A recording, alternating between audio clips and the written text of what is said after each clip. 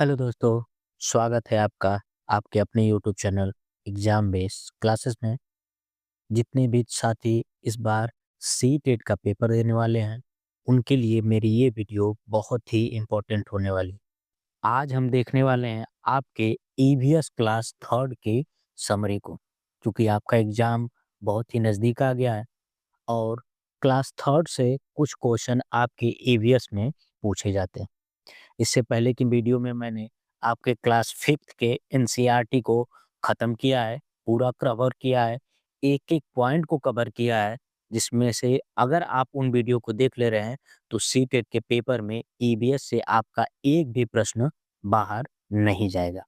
आज की क्लास में हम देखने वाले हैं आपके क्लास 3rd की समरी को।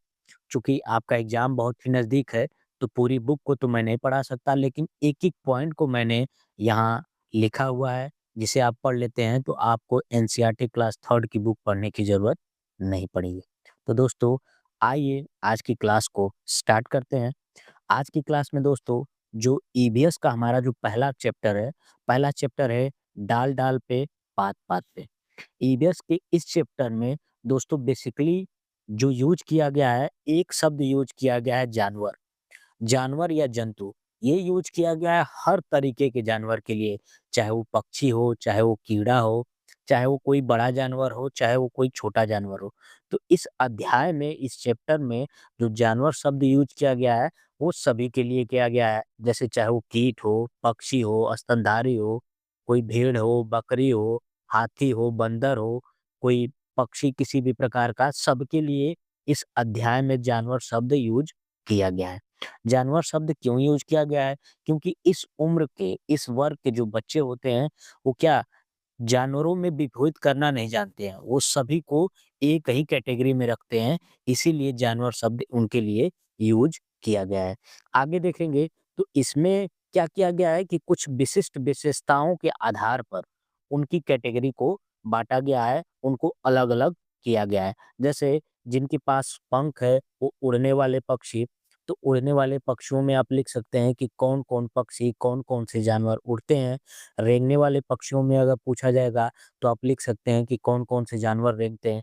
जैसे सीटेट में आपको क्या करेगा, प्रश्न पूछेगा कि इनमें से कौन से, इस तरीके से लिख देगा कि इन ऑप्शन में से कौन-सा ऑप्शन है जो रेंगने वाले जानवरों को व्यक्त करता है या बताता है। और वहाँ पे ऐसे-ऐसे करके क्या कर देगा, 3 या 4-4 जानवरों के नाम लिख देगा और जो भी ऑप्शन आपका उसमें सही रहेगा, उस ऑप्शन पे आपको टिक करना है। तो यहाँ पे आपको बस इतना ध्यान में रख के जाना है कि कौन-कौन से जानवर किस-किस तरीके से चलते हैं, कहाँ-कहाँ रहते हैं, वही चीज़ इस अध्याय में आपको पढ़ाया गया है और ख़ास कुछ इस अध्याय में है नहीं।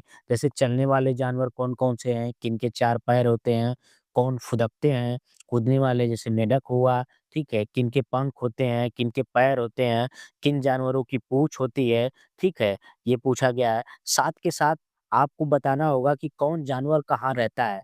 जैसे पत्तियों पे रहने वाले कीड़े होते हैं, टिड्डे होते हैं, शाखाओं पे कौन-कौन रहते हैं, तो शाखाओं पे कौन-कौन रहते हैं, जैसे बंदर हो गया, पेड़ की शाखाओं पे रहते हैं, पशु-पक्षी रहते हैं। आकाश में कौन-कौन से जानवर उड़ते हैं, इनको आपको देखना है, ठीक है? और उसके बाद पेड़ पे रहने वाले, ज़मीन पे रहने वाले, ठीक है? ज़मीन के अंदर रहने वाले, जल में रहने वाले, यही सारी चीज़ें इस अध्याय में आपको पढ़नी है और बाकी इस अध्याय में बहुत कुछ नहीं है। ओके दोस्तों, आइए आगे चलते हैं। आगे आगे जो आपका अध्याय है, जो नेक्स्ट चैप्टर है आपका, वो है पौधों की परी। क्या है? पौधों की परी। ये जो चैप्टर है, ये बच्चों को पौधे के बारे में बता रहा है, उनके प्रति जागरूकता को फैला रहा है। इस चैप्टर में आप पाएँगे कि पौधे क्या होते हैं, स्वपोषी होते हैं। वो प्रकाश संश्लेषण की प्रक्रिया द्वारा अपना भोजन बनाते हैं, ठीक है? तो यहाँ इस अध्याय में दिया गया है कि पौधों के प्रति जागरूकता फैलाने के लिए इस अध्याय को दिया गया है और पौधे क्या होते हैं, स्वपोषी होते हैं, जो प्रकाश संश्लेषण की प्रक्रिया के द्वारा अपने भोजन का क्या करते हैं, निर्माण करते हैं। आगे इस चैप्टर में बताया जा रहा है कि पौधे हमारे लिए क्या होते हैं, बहुत ही महत्वपूर्ण होते हैं, वो प्राकृतिक संसाधन होते हैं, उनके द्वारा हमें भोजन मिलता है, फलों से, ठीक है? उनके द्वारा पशुओं के लिए चारा मिलता है, पेड़-पौधों से हम लकड़ियाँ उगाते हैं, पेड़-पौधों से हम लकड़ियाँ प्राप्त करते हैं, रेशे और दवाई आदि सारी चीज़ें हमें क्या मिलती है, पेड़-पौधों से मिलती है। साथ के साथ इस चैप्टर में एक सबसे महत्वपूर्ण चीज़ आपको जानने की ज़रूरत है कि पौधे की पत्तियाँ हरी क्यों होती हैं? पौधों की पत्तियाँ हरी होती हैं क्योंकि उनमें क्लोरोफिल नामक वर्णक पाया जाता है, ठीक है? जो उनकी पत्तियों को क्या करता है? हरा रखता है और इसी क्लोरोफिल वर्णक में क्या पता है? मैग्नीशियम धातु पाई जाती है। कौन-सी धातु पाई जाती है? मैग्नीशियम धातु पाई जाती है। तो ये इस चैप्टर के लिए बहुत ही इम्पोर्टेंट है। सिर्फ़ इतना ही इस चैप्टर में आपको क्या किया गया है? दिया गया है। आगे चलते हैं। आगे हमारा जो अगला चैप्टर है, उसमें एक कविता दी गई है, पानी रे पानी और इसमें क्या किया गया है कि पानी से संरक्षण, पानी का उपयोग, ठीक है? उसके बारे में बताया गया है। इस अध्याय में बताया गया है कि जो पानी है, जो जल है, वो क्या है? एक संसाधन है और इसका उपयोग हम किन-किन रूपों में करते हैं, किन-किन के लिए करते हैं। साथ के साथ पानी के हमारे पास स्रोत क्या हैं? जैसे महासागरों से पानी मिलता है, नदियों में पानी होता है, झीलों में पानी होता है, कुओं में पानी होता है, नलकूप से हम पानी प्राप्त करते हैं, तालाबों में पानी होता है और कुछ पानी ऐसा होता है जो भूमिगत होता है, भूमि के अंदर होता है।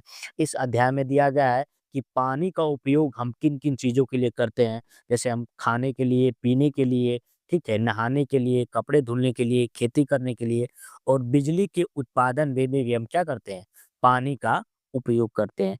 तो इस अध्याय में सिर्फ़ इतनी चीज़ें इम्पोर्टेंट है कि पानी क्या है, एक प्राकृतिक संसाधन है, जिसका उपयोग भिन्न-भिन्न तरीके से मानव समाज, मानव जाति करती है और पानी कहाँ-कहाँ से मिलता है, ये सारी चीज़ें दी गई हैं।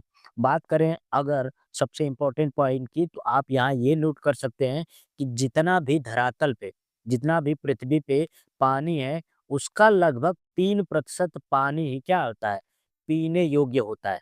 3% ही पानी क्या होता है, अलवणीय होता है। ये 3% पानी का ही हम क्या करते हैं, उपयोग करते हैं। धरातल पे क्या है, पूरी धरातल पे 71% अगर पूरे पृथ्वी पर बात करें, तो 71% पे क्या हुआ है, पानी फैला हुआ है। उसके बावजूद भी क्या है, पानी की कमी है। क्यों कमी है? क्योंकि ज़्यादातर पानी क्या है, लवणीय है, समुद्रों में पाया जाता है, उसमें नमक की मात्रा अधिक होती है। सिर्फ 3% पानी ऐसा है, जो अलवणीय है, जिसमें नमक नहीं होता है और वही हमारे पीने के योग्य आता है। इसीलिए पृथ्वी पर पानी की क्या है? कमी है और बताया जाता है कि पानी को बर्बाद नहीं करना चाहिए, पानी का क्या करना चाहिए? संरक्षण करना चाहिए। ओके दोस्तों, आइए आगे चलते हैं। आगे जो हमारा चैप्टर है, नेक्स्ट चैप्टर, वो है हमारा पहला विद्यालय या हमारा पहला स्कूल। इस चैप्टर में बताया गया है कि किसी भी बच्चे का पहला स्कूल क्या होता है? उसका परिवार होता है। हमारा पहला स्कूल क्या होता है? हमारा परिवार होता है। हम परिवार से ही सीखते हैं कि हमें समाज में किस तरीके से रहना है, किस तरीके से बातें करनी है और क्या चीज़ें अच्छी हैं और क्या चीज़ें बुरी हैं, ये चीज़ें हमें समाज से देखने को मिलती हैं, सीखने को मिलती हैं और इसलिए कहा जाता है कि जो बच्चे का पहला विद्यालय होता है, पहला स्कूल होता है, वो होता है उसका परिवार। साथ के साथ परिवार जो होता है, वो समाज की एक मूल इकाई, छोटी इकाई होती है। समाज कैसे बनता है? कई परिवारों को जोड़ के बनता है और सबसे उस समाज की सबसे छोटी इकाई क्या होती है? परिवार होती है। अगला इसी में एक चैप्टर है हमारा, छोटू का घर।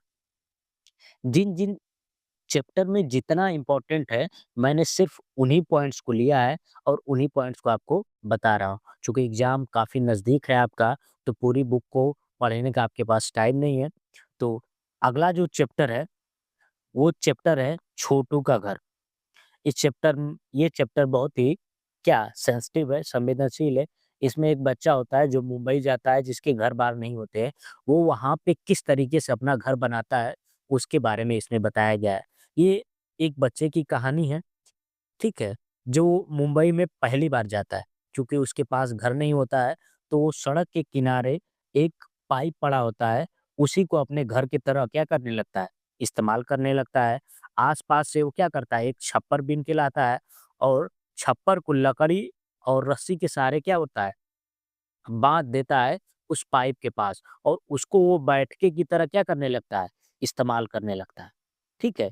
इसमें इतना दिया गया है और साथ के साथ इसके अलावा इसमें ये बताया गया है कि हमारे इसमें एक छोटा-सा अध्याय और दिया गया है, ठीक है? उसमें बताया गया है कि हमारे घर में सिर्फ़ हम ही नहीं रहते हैं, हमारे अलावा हमारे घर में और भी कई जानवर रहते हैं, जिनके बारे में वो बताया गया है। जैसे चूहा हमारे घर में रहता है, मच्छर रहता है, मकड़ी रहती है, छिपकली रहती है, छोटी-छोटी चिड़िया रहती हैं, ठीक है? और कुछ पशु-पक्षी भी हमारे घर में क्या करते हैं, रहते हैं, इस चीज़ को बताया गया है। साथ के साथ सबसे इम्पोर्टेंट पॉइंट यहाँ पे आपको ये देखने को मिलेगा ये।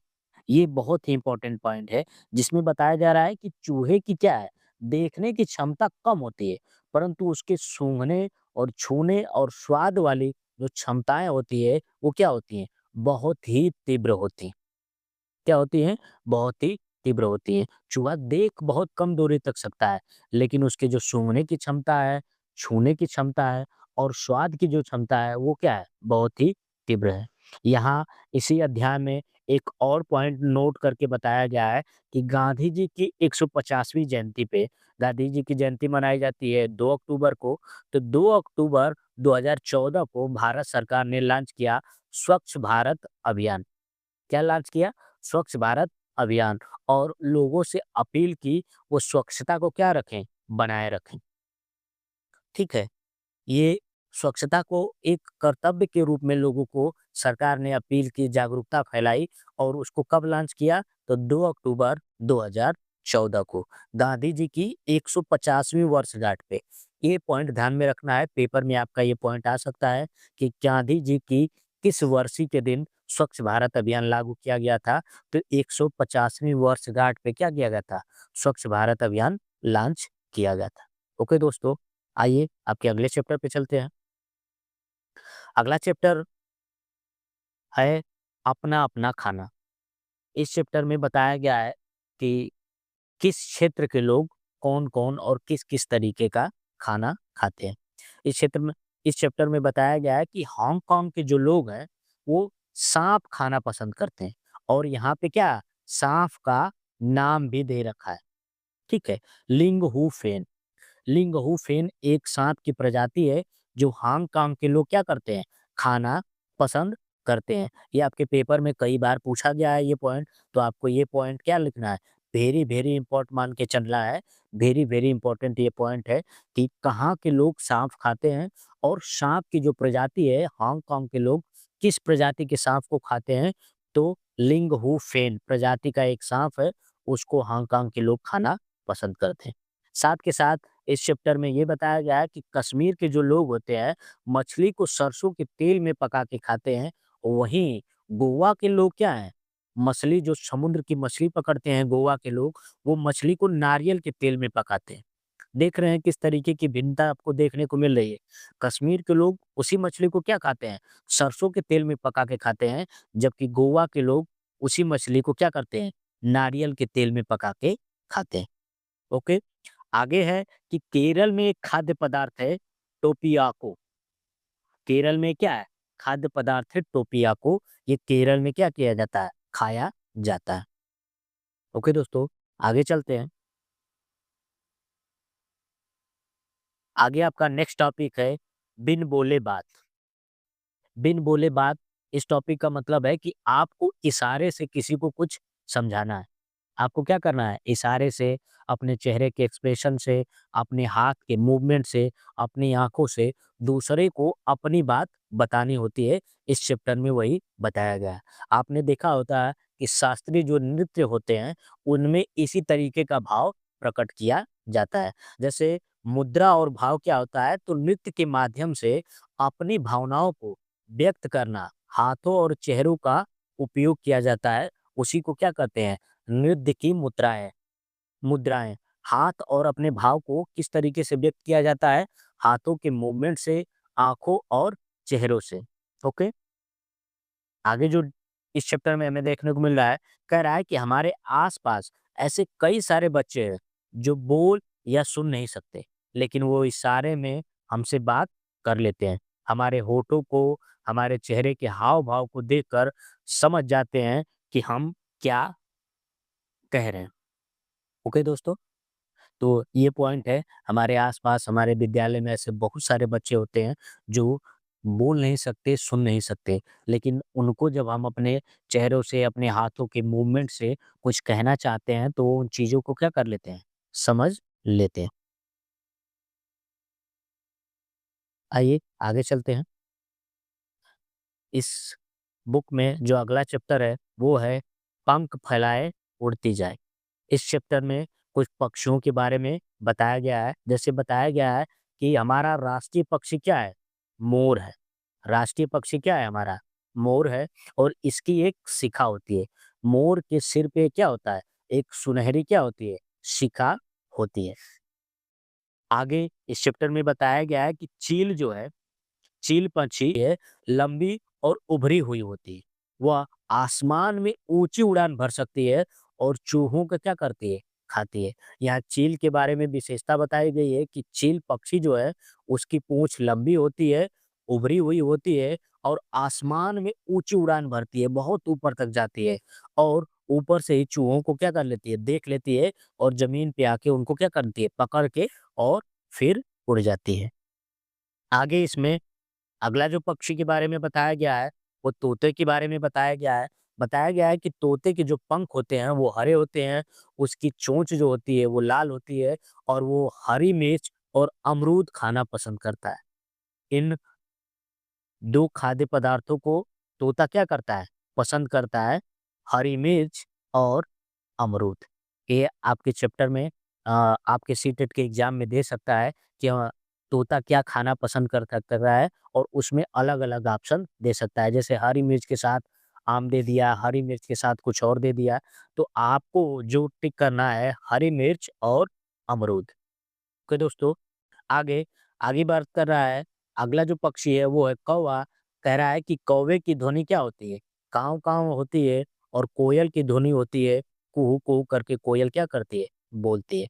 अगले पक्षी की विशेषता बता रहा है गिद्ध। गिद्ध की विशेषता बता रहा है, ये फिलहाल तो अभी क्या हो गए, लगभग विलुप्त ही हो गए हैं। गिद्ध के बारे में बता रहा है कि ये जानवरों का मांस खाता है, मरे हुए जानवरों का मांस खाता है और जगह को साफ रखता है। जब हमारे घरों के जानवर मर जाते हैं और हम उन्हें क्या कर देते हैं, कहीं बाहर फेंक देते हैं, तो गिद्ध जो होते थे, अब तो लगभग विलुप्त ही हो चुके हैं। तो पहले जो होते थे, वो मरे हुए जानवरों को खा लेते और एक तरीके से उस जगह को क्या कर लेते, साफ कर देते थे। ठीक है? तो यही कह रहा है कि गिद्ध मरे हुए जानवरों का मांस खाते हैं और स्वच्छ रखते हैं, उस जगह को क्या रखते हैं? साफ-सुथरा रखते हैं। ये ऊँची उड़ान भरने वाले पक्षी होते हैं। ये कभी भी आसमान में नीचे नहीं उड़ते, ये ऊँची उड़ान भरने वाले पक्षी होते हैं। अगला जो पक्षी के बारे में बात कर रहा है, कह रहा है कि दर्जी चिड़िया। दर्जी चिड़िया के बारे में बात कर रहा है और ये बहुत ही इम्पोर्टेंट पॉइंट है। सीटेट के एग्जाम में कई बार पूछा जा चुका है कि ये जो चिड़िया होती है, वो अपने चोंच से पत्तियों को सिलकर अपना घोंसला बना लेती है। 2 पत्तियों को आपस में अपनी चोंच से सिल देती है और उससे सिल के अपना घोंसला बना लेती है। वो चिड़िया कौन होती है? तो वो चिड़िया है दर्जी चिड़िया। आगे आगे है कठफोड़वा चिड़िया के बारे में, ये भी क्या है, बहुत ही इम्पोर्टेंट पॉइंट है, इससे भी क्वेश्चन बन चुके हैं। कह रहा है कि कठफोड़वा चिड़िया जो होती है, वो पेड़ों की शाखाओं को अपने चोंच के वार से, ठीक है, अपनी चोंच से इतनी तेज़ी से वार करती है कि उनकी शाखाओं में क्या होता है, छेद हो जाता है। ये पेड़ों पे रेंगने वाले कीड़ों को खा जाती है। तो कठफोड़वा के बारे में इतना ध्यान रखना है कि उसके चोंच के वार बहुत तेज़ होते हैं, जिससे पेड़ की शाखाओं में क्या हो जाता है, छोटे-छोटे छेद हो जाते हैं। आगे आगे जो एक पक्षी के बारे में बताया जा रहा है, वो बताया जा रहा है मैना के बारे में और इस पे तो हमेशा ही सीटेट क्वेश्चन बनाता है। इस पे क्या करता है सीटेट, हमेशा क्वेश्चन बनाता है कि वह कौन-सी चिड़िया है जो झट से अपनी गर्दन आगे-पीछे कर सकती है। तो कौन-सी चिड़िया है? वो है मैना। मैना झट से अपनी गर्दन आगे-पीछे कर सकती है। तो इस पे सीटेट तो हमेशा हर पेपर में क्या बनाता है? क्वेश्चन बनाना ही तय है। तो ये तो आप पॉइंट आपके लिए बहुत ही इम्पोर्टेंट हो गया। उसके बाद कर रहा है उल्लू, तो उल्लू एक ऐसी चिड़िया है जो अपनी गर्दन लगभग मोड़ सकता है, मान के चलिए 180 डिग्री के आसपास। अगर वो आगे देख रहा है तो अपनी गर्दन मोड़ के क्या कर सकता है? पीछे की तरफ भी देख सकता है। तो 180 डिग्री के आसपास वो अपनी गर्दन को क्या कर सकता है? मोड़ सकता है। ठीक है? आगे इम्पोर्टेंट पॉइंट है कि सभी चिड़ियों के जो पंख होते हैं, उन्हें उड़ने में मदद करते हैं। सभी चिड़ियों के पंख क्या करते हैं? उड़ने में मदद करते हैं और उन्हें गर्म रखते हैं। इतना ही नहीं, समय-समय पे क्या होता है कि इनके पंख, जो पुराने पंख होते हैं, वो झड़ जाते हैं और उनकी जगह पे नए पंख आ जाते हैं। तो ये रही इस चैप्टर में चिड़ियों के विशेषताओं की बात कि कौन-सी चिड़िया किस-किस तरह की विशेषता रखती है। आइए आगे चलते हैं। अगला जो आपकी इस बुक में चैप्टर है, वो बारिश हो रही है। मैंने सिर्फ़ उन्हीं चैप्टर्स को लिया है, जो चैप्टर क्या है, सीटेट के एग्ज़ाम के लिए बहुत ही महत्वपूर्ण है और जिनसे सीटेट हमेशा ही क्वेश्चन बनाता आया है। तो अगला जो टॉपिक है हमारा, वो है बारिश हो रही है। इसमें बताया गया है कि बारिश के दौरान बारिश जैसे ही बंद होती है, हमें इंद्रधनुष दिखाई देता है और इंद्रधनुष में क्या होते हैं? 7 रंग होते हैं। कितने रंग होते हैं? 7 रंग होते हैं और ये हमेशा वर्षा के दिनों में दिखाई देता है और जब भी बनता है, सूरज जिधर दिख रहा है, उसके विपरीत दिशा में ये बनता है। इस चीज़ को ध्यान रखने की ज़रूरत है कि अगर सूरज पूरब में है, तो जब भी इंद्रधनुष बनेगा, पश्चिम में बनेगा। अगर सूरज पश्चिम में है, तो जब भी इंद्रधनुष बनेगा, वो पूरब में बनेगा। इंद्रधनुष बनने की जो प्रक्रिया होती है, वो क्या होती है कि बूँद जो होती है, बारिश की बूँदें, बारिश के बाद कुछ बूँदें वातावरण में रहती हैं और वो बूँदें जो होती है, वो प्रिज़्म की भाँति क्या करती है? व्यवहार करती है और प्रकाश को रिफ्लेक्ट करती हैं, जिनसे प्रकाश गुज़रने के बाद क्या होता है? 7 रंगों में क्या हो जाता है? विभक्त हो जाता है। तो इस तरीके से क्या होता है? इंद्रधनुष का निर्माण होता है। बात करें कि जो जल की बूँदें होती है, वो गोल क्यों होती है? तो पृष्ठीय तनाव के कारण जल की बूँदें क्या होती हैं? गोलाकार होती हैं। ओके दोस्तों, आइए आगे चलते हैं। अगला हमारा टॉपिक है पकाएँ और खाएँ। इस टॉपिक में कह रहा है कि मृदा एक प्राकृतिक संसाधन है।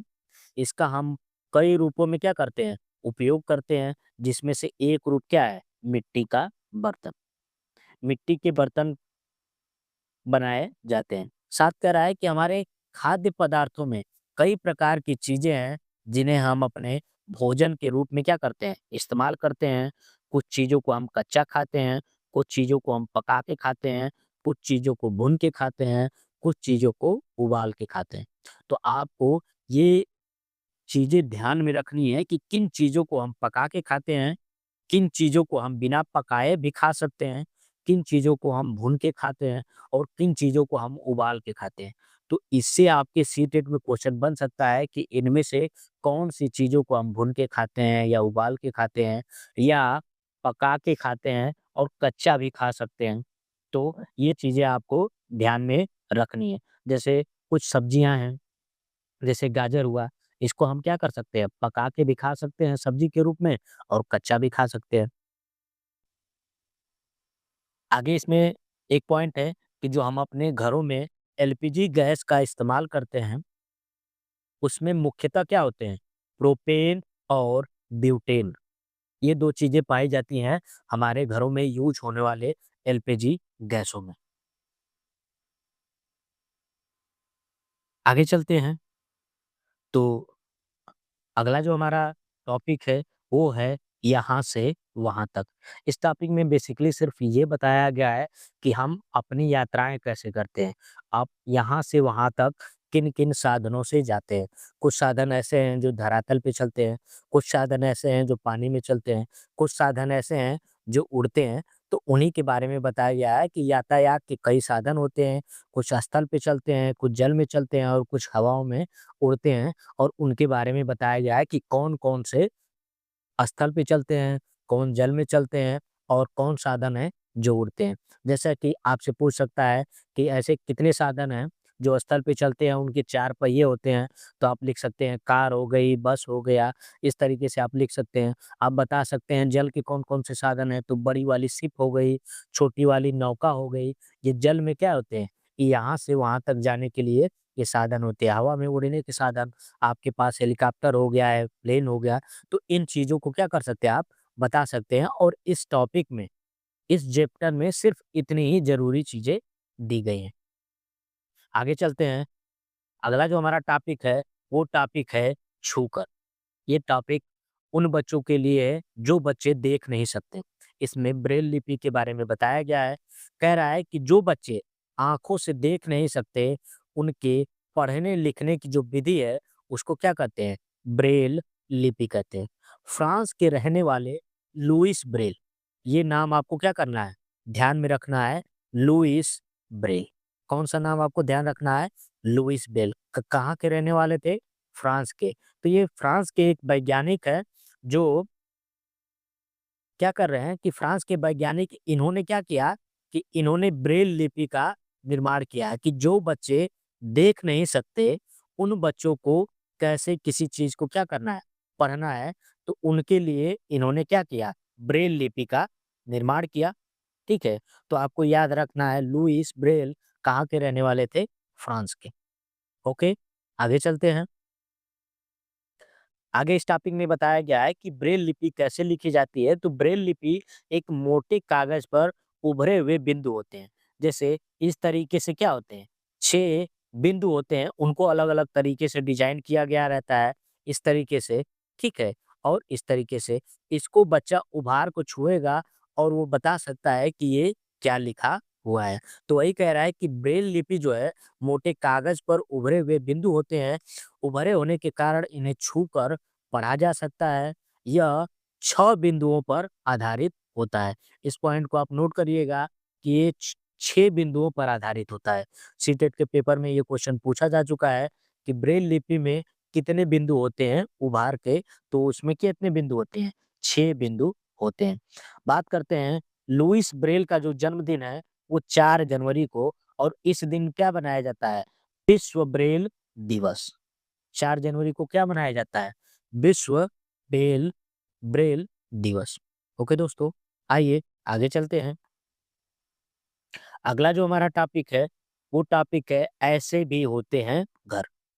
यहाँ क्या किया गया है, घरों के बारे में बताया गया है कि भारत और अन्य जगह के किस-किस प्रकार के घर होते हैं। यहाँ एक क्षेत्र है हमारा, एक राज्य असम, उसके बारे में बताया जा रहा है कि असम के क्षेत्र में क्या होती है, बारिश बहुत ज़्यादा होती है, जिसके कारण वहाँ के घरों की विशेषता होती है कि वो 10 से 12 फीट की धरातल की ऊँचाई पर से बनाए जाते हैं, और जो बाँस के मजबूत खंभों पे बनाए जाते हैं। किस पे बनाए जाते हैं? तो बाँस के मजबूत खंभों पे बनाए जाते हैं। अंदर से भी क्या होती है? अंदर से भी इस घर में क्या होती है, लकड़ी लगी होती है। तो ये क्वेश्चन आपसे सीटेट में पूछा जा चुका है कि असम के घर कैसे होते हैं। तो असम के घर 10 से 12 फीट की ऊंचाई पे बनाए जाते हैं और बांस के मजबूत खंभों से बनाए जाते हैं। क्यों बनाए जाते हैं? क्योंकि वहां पे क्या होते हैं, बारिश बहुत ही ज्यादा होती है। ओके दोस्तों, आइए आगे चलते हैं।